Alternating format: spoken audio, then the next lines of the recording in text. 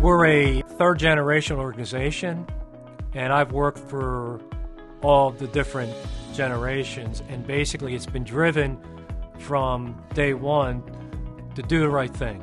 The Tanager Woods project started early on. I mean, probably a solid year before construction started, there were conversations about this project. The Conservation District was involved in, we were involved in, with the biggest challenge being that this project needed to outfall into an existing HOA's pond. Building a new pond, tying into an old pond, upsizing the pipe between the ponds, going across the Del Dot Road. So there was a lot of factors that needed to be taken care of and considered.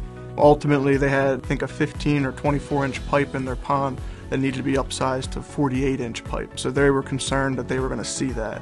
The engineer did a very good job to ensure them and design it in a way that it would not be noticeable in their pond. It's a reflection on our whole organization. I mean, just the acknowledgement means a lot to us. Shows that we're doing the right thing, and that's what it's all about.